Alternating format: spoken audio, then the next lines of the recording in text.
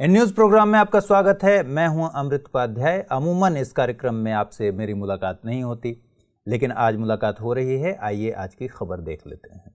खबर यह है कि सेमीकंडक्टर को लेकर, सेमीकंडक्टर के मैन्युफैक्चरिंग को लेकर, निर्माण को लेकर भारत और ताइवान ने हाथ मिलाया है। और ये खबर अपने आप में दो वजहों से बहुत इंपॉर्टेंट है। पहला, सेमीकंडक्टर्स को लेकर एक ग्लोबल क्राइसिस चल रहा है जिससे आप वाकिफ होंगे, और दूसरा कि चीन के साथ इंडिया के जिस तरह के तनाव उभरे हैं, उस बीच में ताइवान को इतनी तरजीह देना, ताइवान के साथ हाथ मिलाना वैश्विक परिदृश्य में एक बहुत बड़ी उथल पुथल वाली खबर है।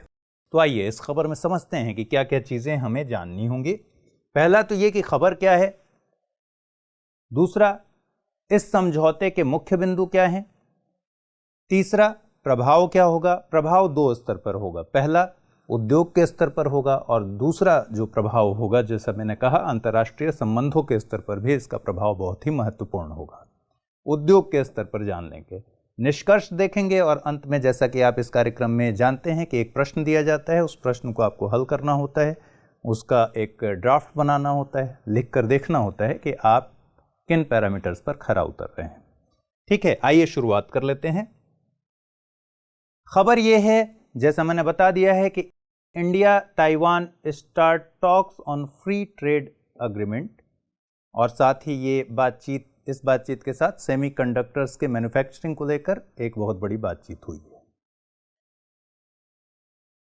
चलिए आगे बढ़ेंगे, लेकिन उससे पहले आपको थोड़ा सा जानना है सेमीकंडक्टर के बारे में। सेमीकंडक्टर के बारे में आप जानते होंगे, फिर भी यहां मोटे तौर पर इसको देख लेते हैं।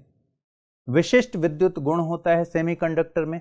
ये इसका एक यूनिक बिहेवियर है जिसमें ये कंडक्टर और इंसुलेटर के बीच कहीं ठहरता है, यानी ना तो इसे आप कह सकते हैं कि प्रॉपर कंडक्टर है, ना ही प्रॉपर इंसुलेटर है, उन दोनों के बीच का गुण है। और इसी वजह से बहुत सारे इलेक्ट्रॉनिक उपकरणों में इसका इस्तेमाल होता है। जो भी पॉसिबिलिटीज़ बन सकती हैं उसको ये फुलफिल करता है, इसलिए इसकी डिमांड बहुत ज़्यादा होती है। और आजकल दुनिया भर में एक ग्लोबल क्राइसिस सामने आया है, वो भी देखेंगे कि क्यों ऐसा क्राइसिस है।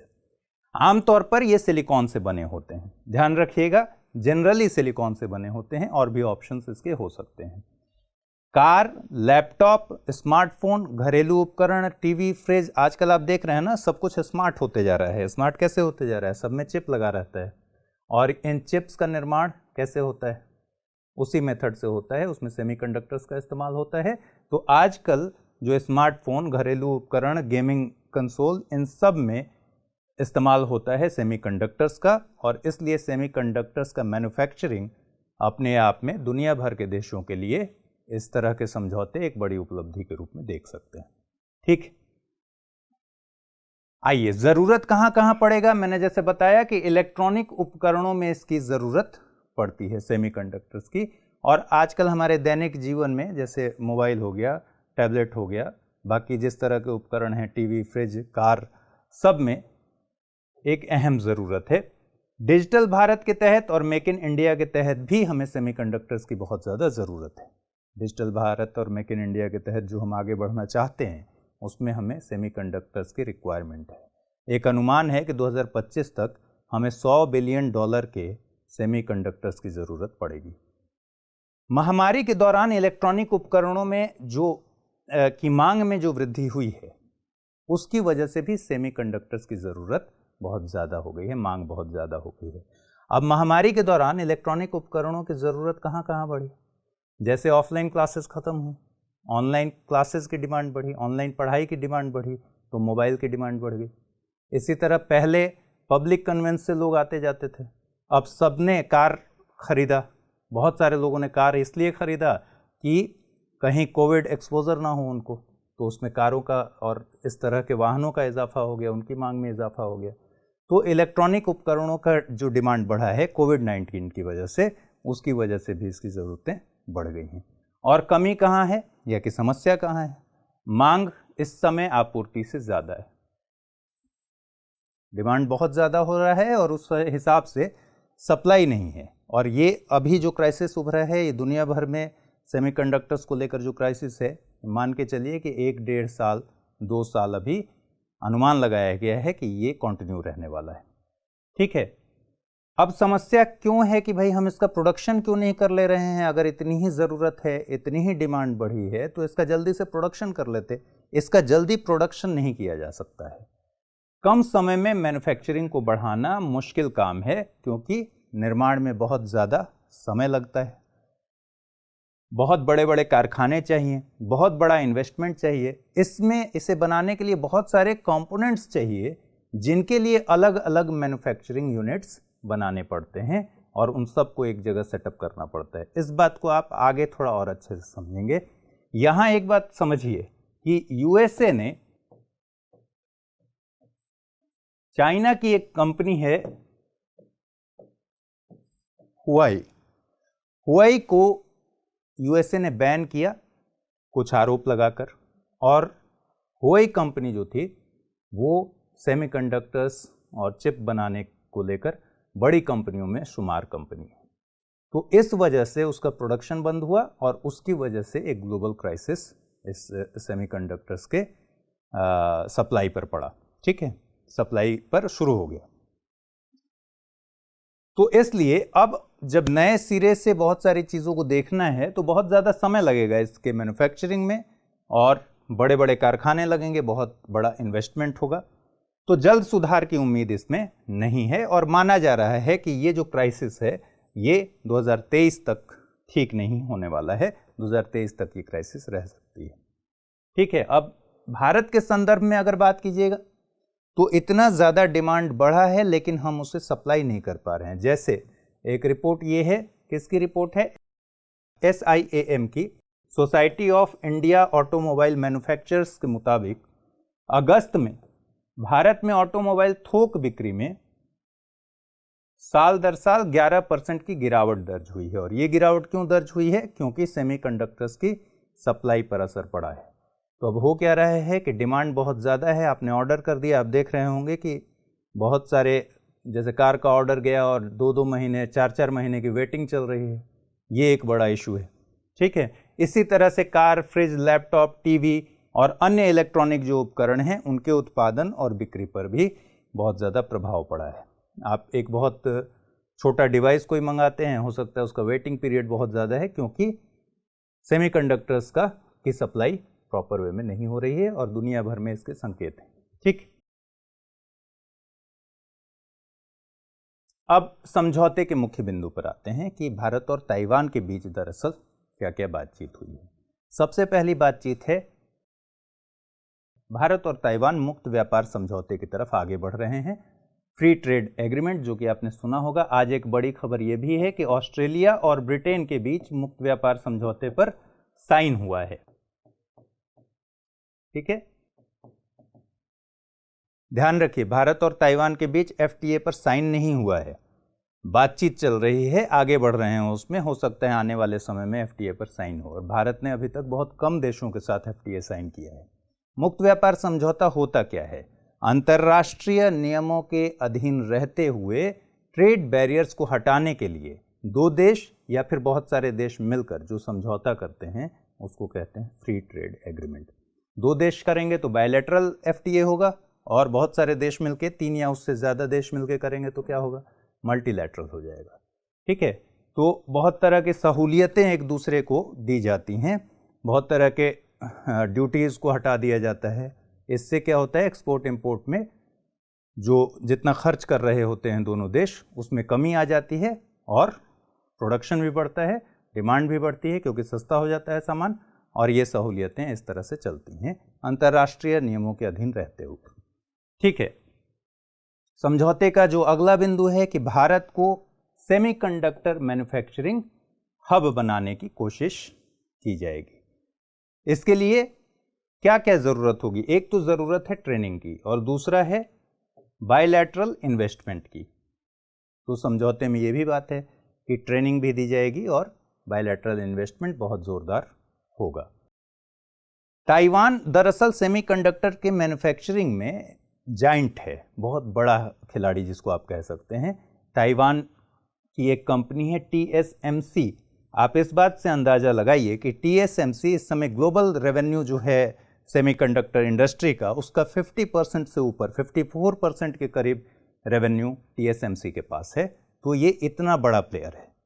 ठीक है, ये कंपनी का नाम है जो TSMC है, ताइवान सेमीकंडक्टर मैन्युफैक्चरिंग कंपनी। और एक और कंपनी है United micro electronic corporation, UMC। ये दोनों इस समझौते के तहत शामिल हैं। बेसिकली TSMC इंडिया में अपना सेटअप बिठाना चाहता है, उसमें जो भी वक्त लगे। इस क्षेत्र में भारत और ताइवान आगे बढ़ रहे हैं। ठीक है, अभी TSMC ने $12 बिलियन का फैब्रिकेशन प्लांट स्थापित किया है। अब जब आप सेमीकंडक्टर्स को लेकर पढ़ेंगे तो दो तरह के प्लांट आपको दिखाई पड़ेंगे, एक तो डिज़ाइन प्लांट और दूसरे फैब्रिकेशन प्लांट। तो जो US में लगा है वो फैब्रिकेशन प्लांट है। इंडिया में अभी ताइवान ने कहा है कि हम शुरुआत में डिज़ाइन को लेकर प्लांट बैठाएंगे और बाद में फैब्रिकेशन प्लांट बैठाएंगे। तो जो फैब्रिकेशन प्लांट स्थापित हुआ है USA में, वो 2024 तक अपना उत्पादन शुरू करेगा। और आप इससे अंदाज़ा लगाइए कि अभी से जो प्लांट स्थापित हुआ उसका उत्पादन होते होते तक कितना वक्त लगेगा। यहाँ ताइवान के किसी निर्माता द्वारा विदेश में स्थापित जो दूसरा विनिर्माण केंद्र होगा वो होगा इंडिया। मतलब USA के बाद इंडिया में ताइवान अपना सेटअप करेगा, निर्माण करेगा। ठीक है, अब इंडिया क्यों इतना आगे बढ़ रहा है सेमीकंडक्टर्स के मैन्युफैक्चरिंग के लिए? दरअसल इंडिया की ज़रूरतें बढ़ी हैं। अनुमान लगाइए कि अभी की स्थिति में $2 बिलियन ज़रूरत, $2 बिलियन खर्च करके हम सेमीकंडक्टर्स हासिल करते हैं। लेकिन आने वाले समय में 2025 तक, जैसा मैंने पहले बताया था कि लगभग $100 बिलियन इसके डिमांड के $100 बिलियन तक पहुंचने की उम्मीद है। यानी 2025 तक हमें ह्यूज लेवल पर बहुत बड़ी मात्रा में सेमीकंडक्टर्स की ज़रूरत पड़ने वाली है। और इसलिए इंडिया चाहता है कि इंडिया खुद में एक मैन्युफैक्चरिंग हब बन जाए, हमें बाहर से आयात ना करना पड़े। चलिए, लेकिन जो असली बात है वो क्या है? भारत और ताइवान के बीच संबंध कब से हैं? अभी उन संबंधों की क्या स्थिति है? चीन को इस पर क्या ऐतराज़ है? और क्या ये संयोग है कि ताइवान ने सेमीकंडक्टर मैन्युफैक्चरिंग के लिए फैब्रिकेशन प्लांट बैठाया USA में और इंडिया में वो प्लांट बैठाने की बात कर रहा है? इस पूरे जो समीकरण है उसमें चीन और भारत और USA, इन तीनों के बीच संबंध किस तरह से देखे जाएंगे, ये बड़ा इंपॉर्टेंट है। ठीक है, पहले समझिए कि 1995 में भारत और ताइवान एक दूसरे की राजधानियों में इन लोगों ने प्रतिनिधि कार्यालय स्थापित किया। ये बात है 1995 की। ताइवान को चाइना अपनी टेरिटरी मानता है, ये बात आप जानते होंगे। ताइवान खुद को एक स्वतंत्र देश मानता है, स्वतंत्र देश के तौर पर अपनी पहचान पूरी दुनिया में साबित करना चाहता है। वो चाहता है कि दुनिया के सारे मुल्क उसे एक स्वतंत्र देश के तौर पर उससे बातचीत करें, उससे समझौता करें और उसकी पहचान इस तरीके की हो। चीन को इस पर ऐतराज़ है। अभी USA ने ग्लोबल डेमोक्रेसी समिट में, जो बिडेन की आपने सुना होगा कि ग्लोबल डेमोक्रेसी समिट में USA ने चीन को इनवाइट तक नहीं किया, दूसरी तरफ ताइवान को बुलाया। तो इससे एक मैसेज क्रिएट किया USA ने कि हम ताइवान को तरजीह देते हैं और ये संकेत है कि हम ताइवान को बतौर स्वतंत्र मुल्क मानते हैं। इसी तरह का संकेत इस अग्रीमेंट में, इस पैक्ट के साथ इंडिया भी इसी तरह का संकेत दे रहा है। दरअसल ये चीन को प्रतिसंतुलित करने की, बैलेंस करने की एक कोशिश भी है। तो वैश्विक परिदृश्य में इस पूरी खबर को इस तरह से समझना होगा। इस खबर के अलावा कि सेमीकंडक्टर्स की ज़रूरतें भारत की बहुत बड़ी हैं और भारत उसको मैन्युफैक्चरिंग हब बनाने के लिए अपनी ज़रूरतों के हिसाब से ताइवान से हाथ मिला रहा है। ताइवान की भी ज़रूरत है कि वो यहाँ अपना प्रोडक्शन यूनिट बैठाए और ठीक ठाक मुनाफा कमाए। ठीक है, तेपे बोलते हैं, कई जगह ताइपे लिखा होगा। तेपे बेसिकली ताइवान की राजधानी है। तो दिल्ली में तेपे आर्थिक और सांस्कृतिक केंद्र और ताइपे में भारत ताइपे एसोसिएशन की स्थापना की गई। 2012 में चेन्नई में ताइपे आर्थिक और सांस्कृतिक केंद्र की स्थापना की गई। और जब जब भारत ऐसा कोई कदम उठाता है, भारत ताइवान के साथ अच्छे संबंध दिखाता है, तो चीन को इससे दिक्कत हो जाती है। ठीक है, क्योंकि चीन की वन चाइना पॉलिसी आप जानते हैं, चीन को लगता है कि ये वन चाइना पॉलिसी के अगेंस्ट उठाया गया कदम है। चलिए, भारत और क्या चाहेगा? भारत चाहेगा कि चीन से निवेश को कम करके उस पर जो निर्भरता है वो कम हो जाए। ठीक है, चीन की बढ़ती आक्रामक नीति और दबदबे के बीच उसको रणनीतिक लाभ मिले। अभी ये 2020 की खबर है जो नीचे लगी हुई है, China opposes India Taiwan trade ties. जैसा मैंने बताया कि जब जब भारत और ताइवान आपस में नए संबंधों में जुड़ेंगे, ट्रेड टाइज की तरफ बढ़ेंगे, तब तब चाइना को इससे दिक्कत होती है।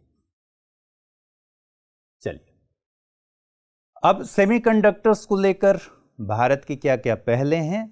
एक तो है NPE 2019, national policy on electronics 2019, और स्पेक्स भी लागू किया भारत ने, scheme for promotion of manufacturing of electronic components and semiconductors.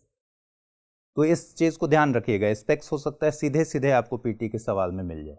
ठीक है, कि स्पेक्स किसके लिए पहल है भारत सरकार की, तो इसके नाम में ही छिपा हुआ है promotion of manufacturing of electronic components and semiconductors. ठीक, साथ ही कैबिनेट ने 76,000 करोड़ रुपए का PLI scheme, production linked incentive scheme भी लॉन्च किया है। प्रोडक्शन इंसेंटिव स्कीम क्या होता है? Production linked incentive scheme, Bharat सरकार कहती है कि इंडिया की कंपनी हो, डोमेस्टिक कंपनी हो या फिर बाहर की कंपनी हो, वो इंडिया में रजिस्टर करे, इंडिया में प्रोडक्शन करे, हम इंसेंटिव देंगे, हमें उसका आयात ना करना पड़े प्रोड्यूस सामान का। आप यहीं आइए, यहाँ अपना प्लांट लगाइए, यहाँ प्रोडक्शन कीजिए और हम इंसेंटिव देंगे उसके लिए। तो 76,000 करोड़ रुपए सेमीकंडक्टर के प्रोडक्शन के लिए कैबिनेट ने क्लियर किया है, ये भी खबर है। ठीक है, निष्कर्ष क्या है कि जो नई सेमीकंडक्टर नीति है उसके तहत सभी जरूरी विषयों को शामिल करने की जरूरत है। ठीक है, मेक इन इंडिया और डिजिटल भारत को बढ़ावा दिए जाने की जरूरत है। ताइवान के साथ रिश्तों को मजबूत कर ही रहा है भारत, जरूरत कहने की नहीं है, ये अभी देख ही रहे हैं आप खबरों में।